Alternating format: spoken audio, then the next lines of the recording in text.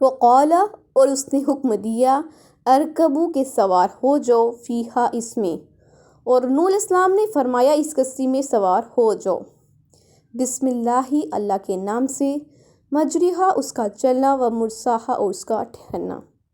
اس کا چلنا اور رک جانا اللہ تعالیٰ ہی کے نام سے ہے۔ ان بے شک ربی میرا رب لغفور الرحیم البتہ بخشنے والا رحم کرنے والا ہے، بے شک میرا رب بخشنے والا اور رحمت کرنے والا ہے۔ حضرت نوح علیہ السلام جنہیں اپنے ساتھ لے جانا چاہتے تھے ان سے فرمایا کہ آؤ اس میں سوار ہو جاؤ، اس کا پانی پر چلنا اللہ کے نام کی برکت سے ہے اور اس کا ٹھہرنا بھی اسی پاک نام سے ہے۔ یہی اللہ کا آپ کو حکم تھا کہ جب تم اور تمہارے ساتھی ٹھیک طرح سے بیٹھ جاؤ تو کہنا الحمدللہ الذی نجانا من القوم الظالمین، اور یہ بھی دعا کرنا کہ ربی انزلنی منزلا مبارکا وانت خیر المنزلین۔ ہر کام کے شروع کرنے سے پہلے بسم اللہ پڑھ لینی چاہیے، خواہ کشتی پر سوار ہونا خواہ جانور پر سوار ہونا، جیسے کہ فرمان باری تعالیٰ ہے کہ اسی اللہ نے تمہارے لیے تمام جوڑے پیدا کیے ہیں، کشتیاں اور چوپائے تمہاری سواری کے لیے پیدا کیے گئے ہیں کہ تم ان کی پیٹھ پر سواری کرو۔ واہیہ اور وہ تجری چلی جا رہی تھی بہم ان کو لے کر، اور وہ کشتی ان کو لے کر چلی جا رہی تھی، فی موجن موجوں میں کل جبال جیسا کہ پہاڑ جیسی موجوں میں وہ کشتی چلنے لگی۔ ونادا اور پکارا نوح علیہ السلام نے نبنہ اپنے بیٹے کو، اور نوح علیہ السلام نے اپنے بیٹے کو پکار کر کہا وکانا اور وہ تھا فی معزلن کنارے پر، وہ کنارے پر کھڑا تھا، تو حضرت نوح علیہ السلام نے کہا یا بنیا اے میرے بیٹے ارکب سوار ہو جا معنا ہمارے ساتھ، اے میرے بیٹے تم بھی ہمارے ساتھ سوار ہو جاؤ، بچ جاؤ، ولا تکن اور نہ ہو جاؤ مع الکافرین کافرین کے ساتھ، اور کافروں میں شمار مت ہو۔ پانی سے پوری زمین بھر گئی، کسی اونچے سے اونچے پہاڑ کی چوٹی سے بھی پانی زیادہ بلند ہو گیا، لیکن کشتی اللہ تعالیٰ کے حکم سے صحیح جا رہی تھی، خود اللہ اس کا محافظ تھا تو اس کو کون نقصان پہنچا سکتا تھا، جیسے کہ فرمان ہے اِنَّا لَمَّا طَغَى الْمَاءُ حَمَلْنَاكُمْ فِي الْجَارِيَةِ، یعنی پانی کی دغیانی کے وقت ہم تمہیں کشتی میں چڑھا لیا کہ ہم اسے تمہارے لیے نصیحت بنائیں اور یاد رکھنے والے کان اسے یاد رکھیں۔ اور آیت میں ہے کہ ہم نے تمہیں اس تختوں والی کشتی پر سوار کرایا اور اپنی حفاظت میں پار اتارا اور کافروں کو ان کے کفر کا انجام دکھا دیا۔ اس وقت حضرت نوح علیہ السلام نے اپنے صاحبزادے کو بلایا، یہ آپ کے چوتھے نمبر کے بیٹے تھے، اس کا نام حام تھا اور یہ کافر تھا۔ اسے آپ علیہ السلام نے کشتی میں سوار ہونے کے وقت ایمان کی اور اپنے ساتھ بیٹھ جانے کی ہدایت کی تاکہ ڈوبنے سے اور کافروں کے عذاب سے بچ جائے۔ قالا وہ بولا سآوی میں تو پناہ لوں گا الی جبل کسی پہاڑ پر، میں تو کسی پہاڑ پر پناہ لے لوں گا، یاسمونی وہ مجھے بچا لے گا، من الماء پانی سے، تو مجھے طوفان کے پانی سے پہاڑ بچا لے گا۔ قالا تو کہا نوح علیہ السلام نے فرمایا لا نہیں عاصمہ کوئی بچانے والا الیوم آج، تو نوح علیہ السلام نے فرمایا تجھے آج کوئی بچانے والا نہیں، من امر اللہ اللہ کے حکم سے، الا مگر وہ جو من جس پر رحمہ رحم کرے، مگر جس پر اللہ تعالیٰ رحم کرے، وحالا اور حائل ہوئی بینہما ان دونوں کے درمیان الموجو ایک موج، فکانا تو وہ ہو گیا من المغرقین ڈوبنے والوں میں سے۔ تو آپ علیہ السلام نے فرمایا آج اللہ تعالیٰ کے عذاب سے تمہیں کوئی بچانے والا نہیں مگر جس پر وہ مہربان ہو، اور اتنے میں ہی ان دونوں کے درمیان ایک موج حائل ہو گئی، سو وہ بھی دوسروں کے ساتھ ڈوب گیا۔ آپ علیہ السلام نے جب اسے اپنے ساتھ کشتی میں سوار ہونے کی دعوت دی تو اس کے جواب میں اس نے کہا کہ مجھے اس کی ضرورت نہیں، میں پہاڑ پر چڑھ کر طوفان سے بچ جاؤں گا۔ قرآن میں تو ہے کہ اس نے یہ سمجھا کہ یہ طوفان پہاڑوں کی چوٹیوں تک نہیں پہنچے گا، میں جب جا پہنچوں گا تو یہ پانی میرا کیا بگاڑے گا۔ تو اس پر حضرت نوح علیہ السلام نے جواب دیا کہ آج عذاب الہی سے کہیں پناہ نہیں، وہی بچے گا جس پر اللہ تعالیٰ کا رحم ہو۔ چنانچہ ایک موج آئی اور اسے بہا لے گئی۔ وقیلا اور حکم دیا گیا یا ارضو کہ اے زمین ابلعی نگل لے ماءکی اپنا پانی، اور حکم دیا گیا کہ اے زمین اپنا پانی نگل جا،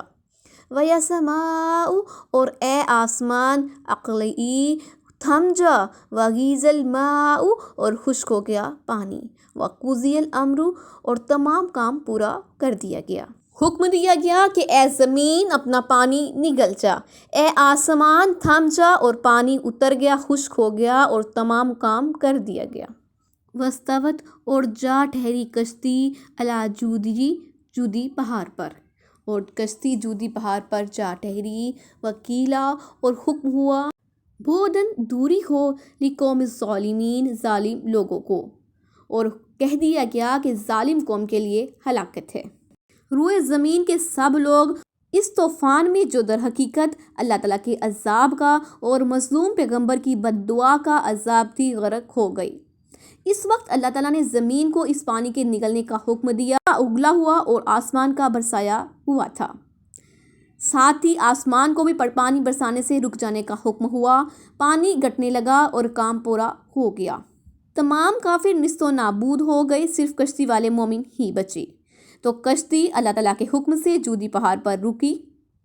یہ جزیرہ میں ایک پہاڑ ہے، سب پہاڑ ڈبو دیے گئے تھے، اور یہ پہاڑ اپنی عاجزی کی وجہ سے غرق ہونے سے بچ گیا۔ مسند احمد میں ہے کہ نبی کریم صلی اللہ علیہ وآلہ وسلم نے چند یہودیوں کو عاشورہ کے دن روزے رکھتے ہوئے دیکھ کر ان سے اس کا سبب دریافت فرمایا، تو انہوں نے کہا اسی دن اللہ تعالیٰ نے حضرت موسیٰ علیہ السلام اور بنی اسرائیل کو دریا سے پار اتارا تھا، اور فرعون اور اس کی قوم کو اسی دن ڈبویا تھا۔ اس دن کشتی نوح جودی پہاڑ پر لگی تھی، بس ان دونوں پیغمبروں نے اللہ تعالیٰ کی شکر کے طور پر روزہ رکھا تھا اس دن۔ تو آپ صلی اللہ علیہ وآلہ وسلم نے یہ سن کر فرمایا پھر موسیٰ علیہ السلام کا سب سے زیادہ حقدار میں ہوں، اور اس دن کے روزے کا میں زیادہ مستحق ہوں۔ پھر ارشاد ہوتا ہے کہ ظالموں کو خسارہ، ہلاکت اور رحمت حق سے دور ہوئی، وہ سب ہلاک ہوئے، ان میں سے ایک بھی نہ بچا۔ تو حضور صلی اللہ علیہ وآلہ وسلم نے فرمایا اگر اللہ تعالیٰ قوم نوح میں سے کسی پر بھی رحم کرنے والا ہوتا تو اس بچے کی ماں پر رحم کرتا۔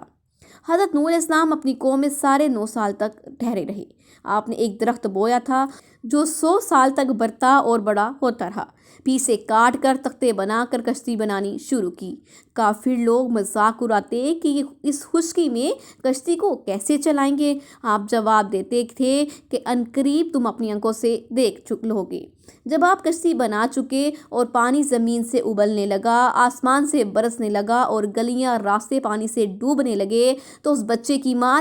جسے اپنے بچے سے حد درجہ محبت تھی، وہ اسے لے کر پہاڑ کی طرف چلی گئی اور جلدی جلدی اس پر چلنا شروع کیا۔ تہائی حصے پر چڑھ گئی، لیکن جب اس نے دیکھا کہ پانی وہاں بھی پہنچا تو اور اوپر کو چڑھی، 2/3 تک پہنچی۔ جب پانی وہاں بھی پہنچا تو اس نے چوٹی پر جا کر دم لیا، لیکن پانی وہاں بھی پہنچ گیا۔ جب گردن پانی چڑھ گیا تو اس نے اپنے بچوں کو دونوں ہاتھوں میں لے کر اونچا اٹھا لیا، لیکن اس کے باوجود اپنے خود کو اور اپنے بچے کو اس عذاب سے، اس پانی کے غرق ہونے سے بچا نہ پائی۔ فنادا اور پکارا نوح علیہ السلام نے ربہ اپنے رب کو،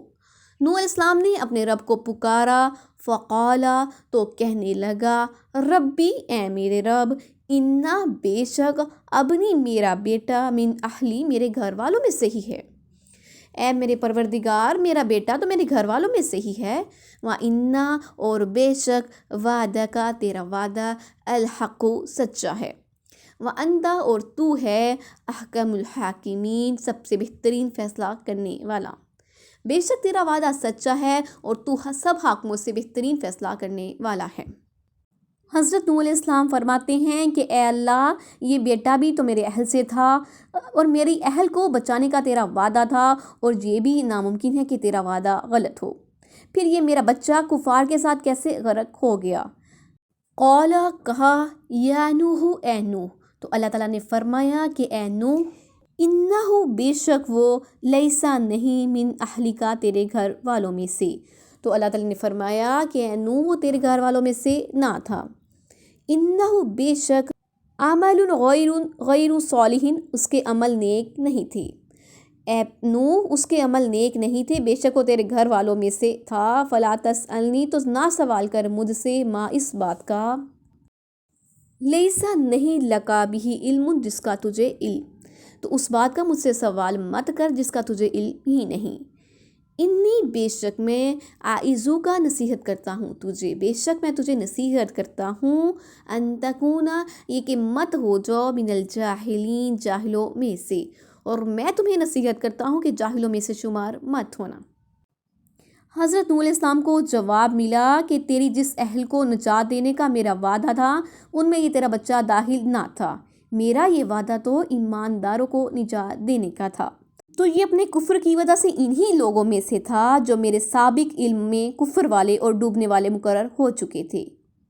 قالا اس نے کہا، ربی اے میرے رب، انی بے شک میں اعوذ بکا تیری پناہ مانگتا ہوں، اس نے کہا اے میرے رب میں تیری پناہ مانگتا ہوں، ان اسألک یہ کہ میں سوال کروں تجھ سے، ما اس بات کا، لیسا بھی کہ نہیں ہے مجھے جس کا علم، میں اس بارے میں تجھ سے سوال کروں جس کا مجھے علم نہیں ہے۔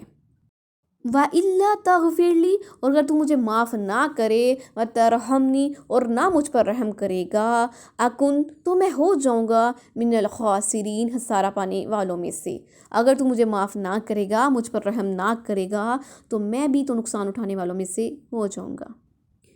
کیلا حکم ہوا یا نوح اے نوح، حکم ہوا کہ اے نوح اخبت اتر جا، بسلام سلامتی کے ساتھ، منا ہماری طرف سے، وبرکات اور برکتوں کے ساتھ، علیکا تجھ پر،